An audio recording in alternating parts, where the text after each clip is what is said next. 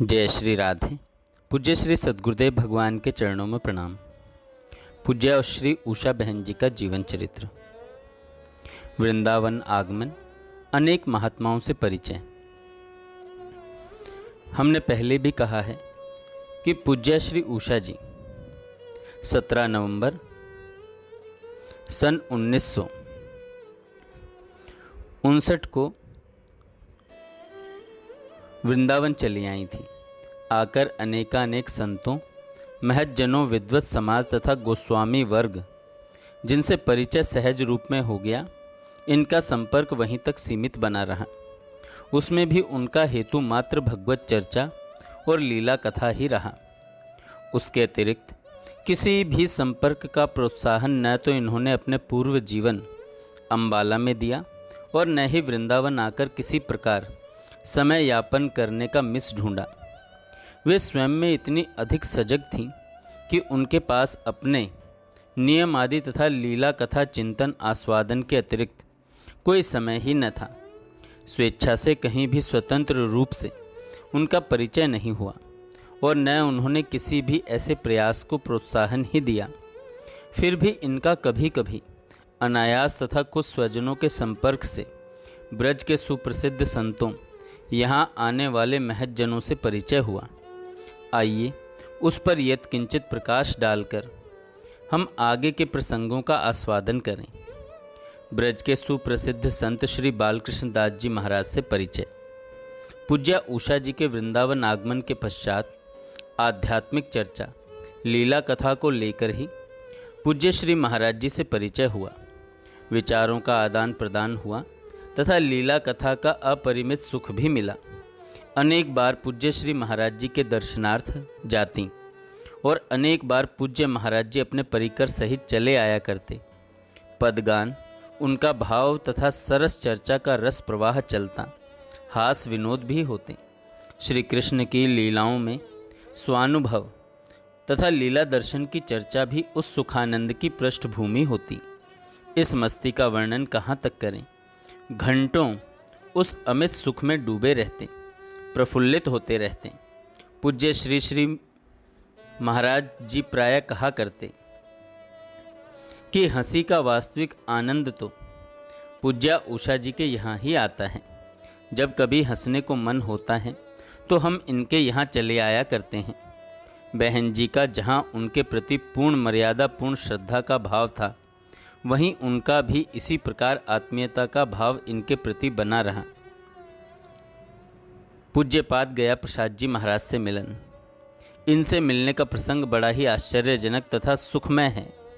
पूज्यपाद पंडित जी की विरक्ति तथा सतत नाम जप से वे सदा ही प्रभावित होती रहीं।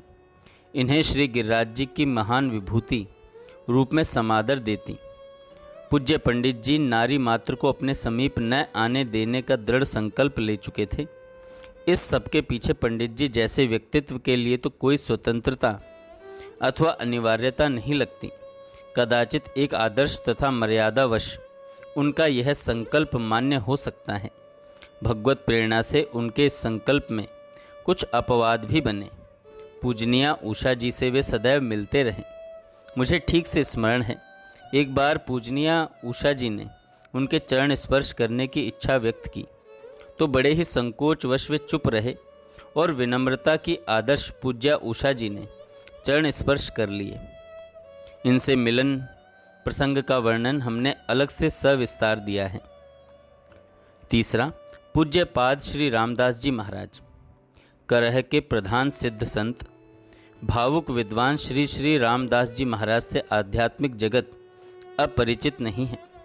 श्री श्री महाराज जी जहाँ एक और अपने विद्वत्तापूर्ण तथा भाव प्रधान प्रवचनों के कारण सर्वविख्यात हैं, वहीं उनकी सिद्ध स्थिति श्री राघवेंद्र सरकार तथा किशोरी जी के चरणों की मधुर उपासना का जो स्वरूप प्रकट होकर लीला कथा में, प्रवचन में उनकी सरसतावश हृदय के द्रवण, नेत्रों से अश्रु प्रवाह तथा गदगद भाव में प्रकट हो सर्वसाधारण को भी सर्वविदित कर देता है, उसका वर्णन लेखनी क्या करे भला। पूज्य श्री महाराज जी से पूज्य उषा जी की भेंट प्रायः उनके वृंदावन पधारने पर होती थी। भगवान राघवेंद्र तथा किशोरी जी की मधुर उपासना की सरसता इनके वपू से बरसती रहती। यही मुख्य कारण पूज्या उषा जी की विशेष श्रद्धा का बना। श्री भरत चरित्र तथा वाटिका प्रसंग वर्णन में महाराज जी का हृदय ही पिघल कर श्रोताओं को विमुग्ध कर दिया करता था। पूज्या श्री उषा जी के विषय में महाराज जी कहते हैं, निस्संदेह इनकी आध्यात्मिक अनुभूति अपूर्व रही है। वे प्रेमी भक्त थीं। उनका भाव, उनका समर्पण, प्रिया प्रियतम में अनुराग अपूर्व रहा है। इनके विषय में कुछ अन्य प्रसंग हम अलग से पहले दे चुके हैं। पूज्य पाद श्री आनंद दास बाबा जी महाराज, श्री राघवेंद्र सरकार तथा किशोरी जी की मधुर उपासना, उसमें भी मिथिला में भगवान राम जब पधारे तो मधुर भावापन जनक दुलारी की सखियों ने उन्हें मिथिला में ही रोक लिया। वे स्थायी रूप से पाहुने राम जी अथवा दूल्हा राम जी के रूप में मिथिला बिहारी बने रहे। एक सिद्ध स्थिति प्राप्त कर उसी में मग्न रहते थे ये। अन्य सभी संत उनकी एक स्थायी स्थिति को जो कभी नहीं उतरती थी, प्रत्युत उनका भूषण ही थी, प्रशंसा करते। उन्हीं श्री बाबा महाराज के प्रति पूज्या उषा जी का विनम्रता तथा सम आदर का भाव रहा। श्री श्रीपाद बाबा से मिलन। श्री श्रीपाद बाबा की अलौकिक स्थिति, वृंदावन तथा ब्रज के प्रति निष्ठा, सुदृढ़ भक्ति तथा अपूर्व विरक्ति को देख अनेक बड़े बड़े लोग, अधिकारी वर्ग तथा भावुक महानुभाव उनका संग करने, उनकी सन्निधि का लाभ लेने के लिए नित्य लालायित रहते। पूज्या उषा जी के प्रति उनकी अगाध श्रद्धा थी। अनेक बार इनसे मिलने का सुअवसर भी मिला। वे सदा सदा उनकी महानता की प्रशंसा करते। उनकी प्रथम पुण्यतिथि पर संकीर्तन में सहज चले आए। श्रद्धांजलि अर्पित करते हुए प्रसंगवश उन्होंने कहा था, महापुरुष कभी समय की प्रतीक्षा नहीं करते, समय ही उनका अनुगमन करता है। वे महान थीं, यहाँ रहते हुए भी वे वहीं थीं। उन जैसी विभूति के लिए तो इच्छा भर का खेल रहा, हानि तो साधक समाज के लिए ही हुई।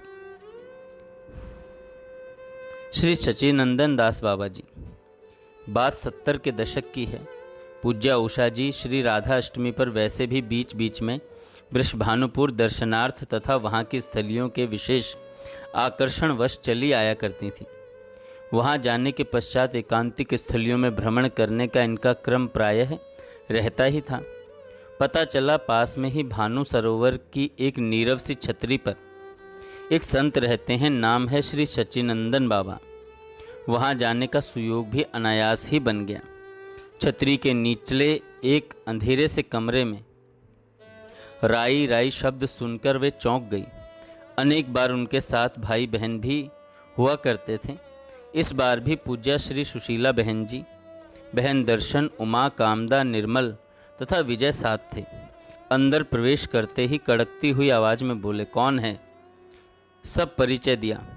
साथ ही अन्य बहन भाइयों के विषय में भी बात चली। अपनी विनम्र वाणी में पूज्या उषा जी ने बाबा से कहा, बाबा आप तो नित्य ही प्रिया जी के संग रहते हैं, उनकी कुछ लीला वार्ता सुनाइए। लीला सुनाते सुनाते वे आत्मविभोर हो उच्च स्वर में राई राई, बंगाल में राई राई मतलब राधा राधा, राई राई उच्चारण करने लगे। किंचित स्वस्थ होकर पुनः उन्होंने कहना प्रारंभ कर दिया।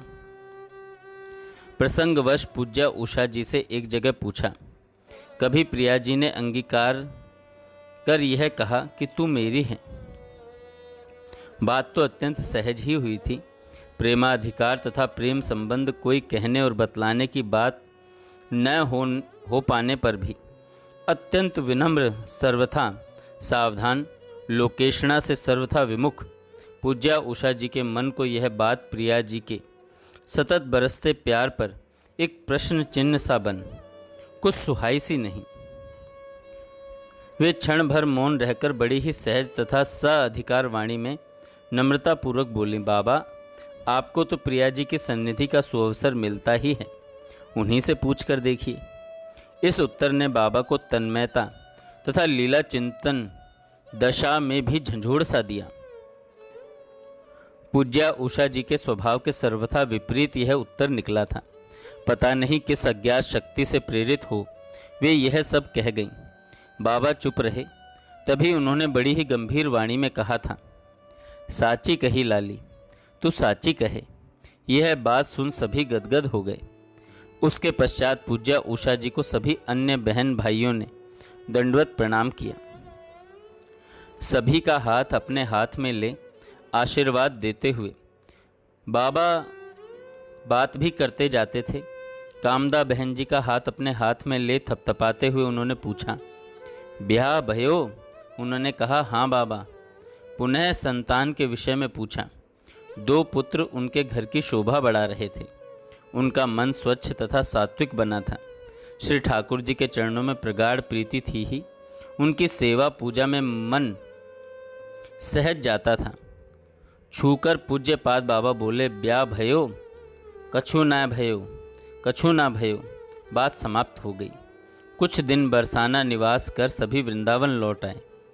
अब तो जब भी बरसाना जाते प्रायः बाबा के दर्शन करने जाते।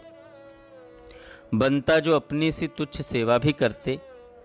इस बार भी श्री राधाष्टमी के सुअवसर पर बरसाना गए। पूज्या उषा जी के दर्शनार्थ उनकी उसी एकांतिक कुटिया में सभी बहन भाइयों के साथ पूज्या उषा जी भी पहुंची। पूज्य बाबा के दर्शनार्थ उनकी उसी एकांतिक कुटिया में सभी भाई बहन एक के साथ पूज्या उषा जी भी पहुंची। दूर से ही एक पद की पंक्ति सुनाई दी। बाबा कुछ गा रहे थे। प्रिया प्रियतम की लीला कथा की पिपासु पूज्या उषा जी ने सदा की सी भांति अपना निवेदन दोहराया। प्रथम तो पूज्य बाबा ने बंगला की कुछ पंक्तियां सुनाई। धूरी खेला आर खेलिबो ना, हरि नामे मन मेजे छे, मायर काछे आर जाबो ना, क्षुधा पेले आर खाबो ना, राई राई अमार शुधा, तृष्णा सब हरे छे। इस पद का भाव सुन सभी मग्न हो गए। उस नीरवता को भंग करते हुए पूज्य बाबा ने जल केली नौका विहार का प्रसंग सुनाना प्रारंभ किया। वे सुनाते चले गए। बीच में एक स्थान पर पूज्या उषा जी ने पूछा, बाबा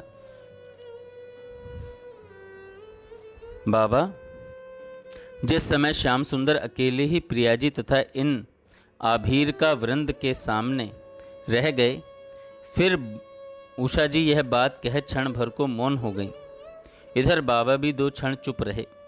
पुनः कड़क कर बोले, तू ना थी क्या वहाँ जो मोते पूछे हैं? बाबा यह बात कह चुप हो गए। इधर पूज्या उषा जी को भी सभी ने बड़ी ही तन्मयतापूर्ण स्थिति में देखा। वे कहाँ थी, किस प्रकार उनका एक वपु हम सभी बहन भाइयों के समक्ष उस कुटिया में वार्ता में संलग्न दिखता रहा और अपने दिव्य वपु से पूज्य बाबा के नेत्रों के सन्मुख प्रकट चिन्मय जल केली में सम्मिलित रहीं। इस सब के विषय में अधिक कौतूहल तब अवश्य लगा था, परंतु आज उनकी अनेकानेक अनुभूतियों को देख यह बात स्पष्ट हो गई। जय श्री राधे। आगे हम कल सुनेंगे।